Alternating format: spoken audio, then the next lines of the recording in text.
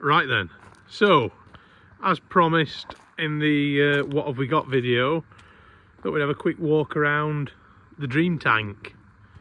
So since we started doing all this on the Centurion Barv, we've always wanted a Centurion gun tank, which we've got Mad Max now at the other yard, but that's technically an Avery rather than a gun tank, even though it's got a gun.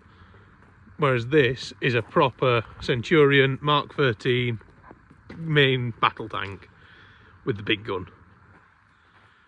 Now this particular one was Gate Guardian for a long time at Harman Lines down near Salisbury Plain.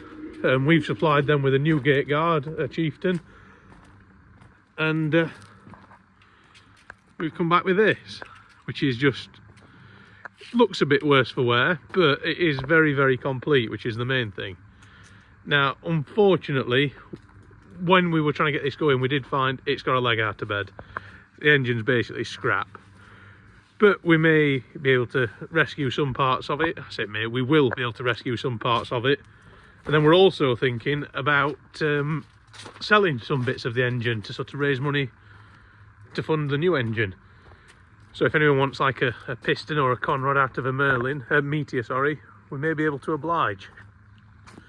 Now we've got new spot lamps for the front. There's no point fitting them till we paint it. There is a fair bit of tin worm to address, unfortunately, but it is all just flat panel, so a few hours on the press brake and we can make new ones. Boxes might be a bit harder. I don't know if you can tell this is supposed to be a box, but I'm not too worried about that. We could do with a set of track armour for it if anyone's got some lying in the back of the shed. We could do another Meteor engine as well, but I doubt we're going to get one of these on here. There's the reg if anyone wants to try and track down the history, but it doesn't come up on the Merlin archive for some reason, so not quite sure why. We'll have to dig into it a bit more. It could possibly have had a different reg painted on it when it was a Gate Guard. But yeah, we'll have a climb up inside the turret, have a look in the engine bay, and you can see what's what. But overall, very, very pleased with her. We're not going to rush into putting any old engine in this either. We want a complete recon because it's such a nice thing, and we're hoping that this won't be going anywhere. Joe's over there painting Farmer Phil's tank. Did have a bit of a fuck up on this, so it was supposed to be green, but the green that got sent was a bit too green, so she's going desert for now. But we'll do a proper video on that once it's painted. I know everyone's been wanting a video of me painting a tank, but I didn't get here in time for when they started, so I'll have to wait till we paint this one for a tank painting video. But yeah, let's climb up and we'll have a look inside. There's the engine bay of the Mark 13. As you can see, the dead engine's been removed. We've removed the gearbox as well, so we can just give that a quick refurb and lick of paint. Next job on this, after we've got Mad Max running and Harbour at War, is to clean this engine bay out, get the engine bay painted up, leak test the radiators. We're not going to put the other two fuel tanks back in. We'll just run it off the rear one. For what we're doing, that rear tank is more than adequate. This is only ever going to get run round at shows now. It'll never be doing vast miles across the desert ever again. So leaving those two fuel tanks out, as much as the purists won't like it, it gives you a lot more room to work on the engine if you need to in situ, and might prevent us having to take the engine out at some point. Which is good, because lifting these Meteors out is not fun. You can see all the similarities with the Barv. It's exactly the same down there as the Barv is, same water rail, everything. But more importantly, I think it's time we had a climb inside the turret. That's what everyone likes to see, isn't it? Now, one thing you notice sort of stood here is the Centurion is a very square-sided turret. Very oblique sides, no sort of deflective angles. Whereas on the Chieftain, which was like its immediate successor, you can see how it's more sloped. There isn't a straight angle on it for anything to hit, deflect stuff away from the turret. It shows how, whereas the bodies are very similar, the turret, the advances on the Chieftain were very, very major. anyway, I think it's time we had a climb down in that deep dark hole. So here we are, inside the belly of the beast. So in terms of layout, it is very similar to the Chieftain. So your commander's seat there, your gunner's seat down there. It's very similar to the Chieftain, but the one thing I've noticed in here, so much more room. Now the Chieftain does have all those canisters for ammunition storage, which I presume have been removed from this. I always thought this was cool. It's a little, we need to unseize it. It's a little ejector hole, so they could open that little flap up and chuck the spent shells out. It's a really cool little thing. All your old Klansman radio crap. But yes, it's dirty in here, but it is remarkably tidy, if that makes sense. Right, we'll get in here with the Hoover, the needle gun, get some paint slapped around, and it'll be amazing how quick this will come back to life. It is deactivated, unfortunately, or fortunately, whichever way you want to look at it.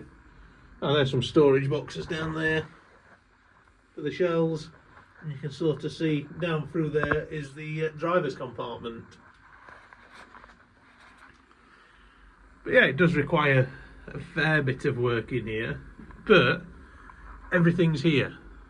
Like, we should be able to get everything sort of up and running, or as up and running as we want it to. Like, we'd like to get the gun elevating, the turret traversing. We're not too worried if we can't get it working under power. As long as we can get it to all free off and work manually, we'll be more than happy with that. Like I said, this is a showpiece. It's never going to be a working tank again, or not a battle working tank. It'll only ever be a show machine, but we want it running and driving and operating as it should as much as we can. There's not really anything to show down here, I don't think. Ooh, shit. One of the big battles we've got. Yeah, so I don't know if you can see down through there is the driver's compartment. Now, one of the big battles we've got is, if anyone who's followed us from the bar will remember, those... Oh, let me get you to that. Those rods down there control all the steering and all the gears. Now on the bar, they'd rotted through right about there, which is where we think some of these have seized up and broken. On the bar, that just meant taking up a few floor plates and we could fix them. This, we might have to get a bit more inventive. We've got a few ideas on how to sort it if we need to, but worst comes to worst, that could be all of this floor of the turret out, which would not be fun. Really would not be fun. But hopefully it won't come to that. We have some faith. But yeah, overall, I'd say this turret is a much more pleasant place to be than the Chieftain. There seems a lot more room. But for now, we'll get back out, we'll go check on Joe, see how he's getting on painting the Chief. And we'll call this a video. But yeah, any questions, fire them at us. If anyone's got any history on this particular tank, we would love to know more about this one in particular. Like I said, we can't pull anything up on Merlin Archives for some reason, so anyone who knows anything about it, we would be very appreciative of your help. So there we go. That's the latest edition. One thing I did just notice, look at that bead of weld. On continuous run, and it's like over an inch thick, wide, sorry. Hell of a piece of engineering. But yeah, so this one won't be running in the immediate future. We've got that one to finish, and then the other Centurion that came before this that you saw us recover in a previous video, which is almost at the running stage. But they're first, and then we'll make a start on this. Oh, and there might, don't know if you can see that, be a sneaky little Avery over there to ready to get some attention. But I'll show you around that in another video. But for now, I need a beer. I think Joe definitely needs a cider. So cheers for watching. The merch is available now. If you look down below, it should be rolling across underneath the video. I would show you what it looks like, but it hasn't arrived for me yet, so have a look, see what you think. And oh, the other thing we haven't got a name for this tank yet. So that one's obviously Farmer Phil. We've got Mad Max, we've got Greta, we've got the Barv. We need a name for this one, so if you can think of something, chuck it in the comments. The winner, we'll paint it on the side of the turret. Anyway, for now, it's dinner time. I'll see thee.